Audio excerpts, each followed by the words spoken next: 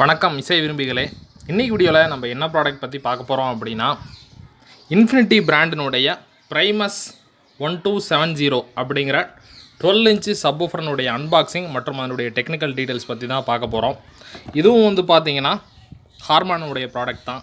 எப்படி ஜேபிஎல் ஹார்மானுடைய ப்ராடக்ட்டோ அதே மாதிரி இன்ஃபினிட்டியும் ஹார்மானுடைய ப்ராடக்ட் தான். சேம் குவாலிட்டி இருக்கும். இதுவும் அருமையான ரிசல்ட் கொடுக்கக்கூடிய ஒரு 12 இன்ச்சு சப்வூஃபர். பாக்ஸ் பேக்கிங் இது தான்.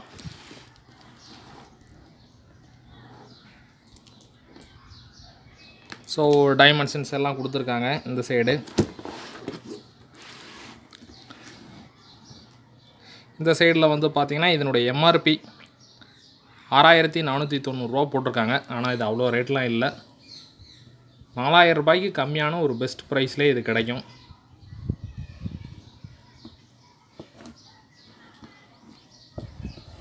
இந்த சப்வூஃபர் வந்து பார்த்திங்கன்னா 300 வாட் ஆர்எம்எஸ் கொண்டது.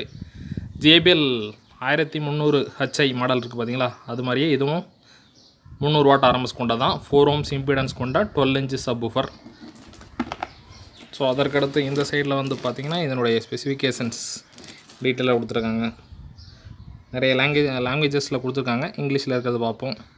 Power handling 300 watt RMS, 1200 watt பீக்கு.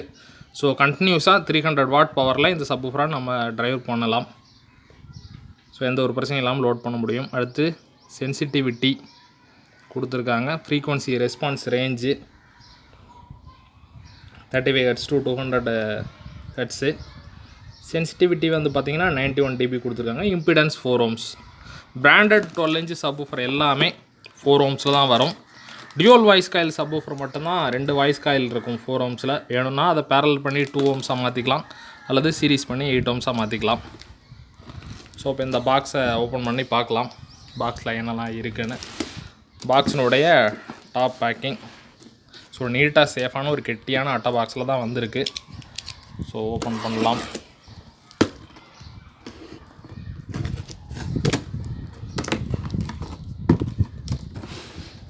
ஓப்பன் பண்ணுவோம். மேலே ஒரு கார்டு இருக்குது. இன்ஃபினிட்டி ஹார்மான், அதாவது வாரண்ட்டி கார்டு கொடுத்துருக்காங்க. சீரியல் நம்பர்லாம் நீட்டாக டீட்டெயிலாக பிரிண்ட் ஆகி வந்திருக்கு. ஸோ அதற்கடுத்து ஓப்பன் பண்ணி உள்ளே பார்த்தோன்னா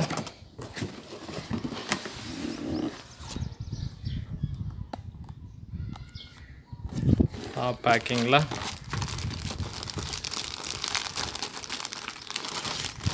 ஒரு கவர் பேக்கிங் கொடுத்துருக்காங்க. இந்த கவர் பேக்கிங்குள்ளே ஜிப்லாக் பேக்கில்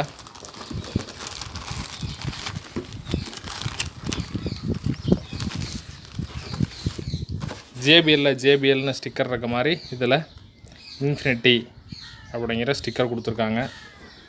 அதற்கு அடுத்து ஐ திங்க் இதுவும் வாரண்டி கார்டு நினைக்கிறேன். சைனீஸ் லாங்குவேஜில் இருக்குது. இதனுடைய கேட்டலாக்,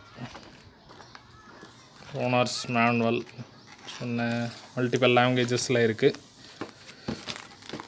ஸோ இதற்கு அடுத்து மேலே ஒரு தெர்மாக்கோல் வச்சு சேஃபாக நீட்டாக பேக் பண்ணியிருக்காங்க.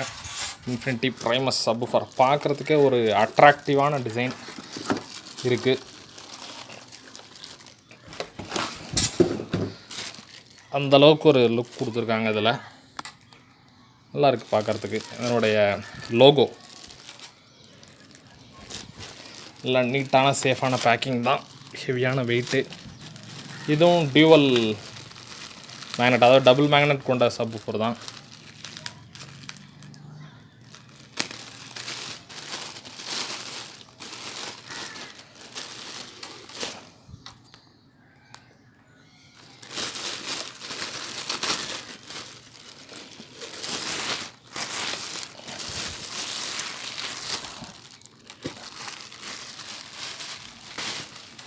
ஜேபிஎல் 1300 ஹெச்ஐ மாடல் உங்களுக்கு கிடைக்கல அப்படின்னா தாராளமாக இந்த சப்வூஃபரை வாங்கி யூஸ் பண்ணலாம். அருமையாக இருக்கும் இதனுடைய ரிசல்ட்டும். ஹெவி மேக்னெட் பாருங்கள், நல்லா ஹெவியாக இருக்குது. பேக் சைட் மேக்னெட்லாம் model number, RMS, serial number எல்லா டீட்டெயிலும் கொடுத்துருக்காங்க. நல்ல ஒரு பெர்ஃபெக்ட் ஃபினிஷு. பிராண்டட் எப்போவுமே பிராண்டட் தான். Cone, rubber edge, dust cap பாருங்கள், செமையாக டிசைன் பண்ணியிருக்காங்க. கட்டிங், இதனுடைய லோகோ ரொம்ப அருமையாக இருக்குது.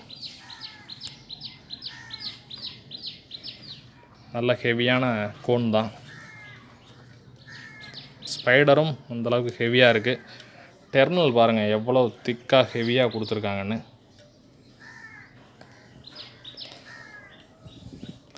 மொபைல் கேமராவில் தான் ரெக்கார்ட் பண்ணுறேன், அதனால் முடிஞ்ச அளவுக்கு ஃபோக்கஸ் பண்ணியிருக்கேன்.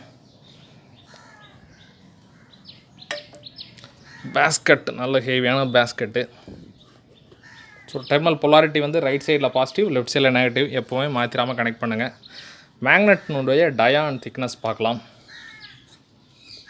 மேக்னெட்டினுடைய டயா வந்து பார்த்திங்கன்னா 125 mm டயா இருக்குது மேக்னெட்டு. திக்னஸ் வந்து பார்த்திங்கன்னா டபுள் மேக்னெட் இருக்கா, ஸோ திக்னஸ்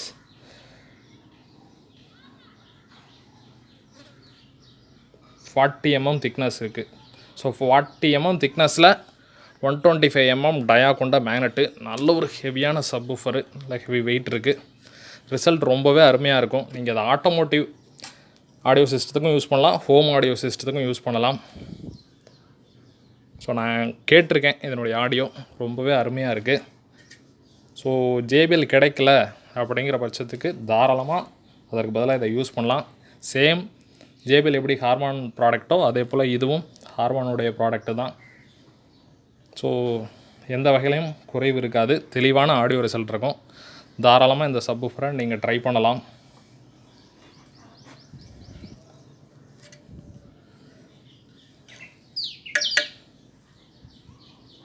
எனக்கு இதில் பிடிச்சதே இதனுடைய டிசைன் தான். இந்த லோகோ பார்க்குறதுக்கு ரொம்ப ஒரு அட்ராக்டிவாக, சப்வூஃபர் பார்க்குறதுக்கே ஒரு பிரம்மாண்டமாக இருக்க மாதிரி இருக்குது அதனுடைய லுக்கு. JBL 1300 ஃப்ரண்ட் வியூ, அதாவது இந்த டாப் வியூ மேலேருந்து பார்க்கும்போது அந்த ஒரு இது இல்லாத, எப்பவும் அடிக்கடி பார்த்ததுனால அப்படி இருக்கா என்னன்னு தெரியல. இதை பார்க்கும்போது அப்படி ஒரு ஃபீலிங் இருக்குது.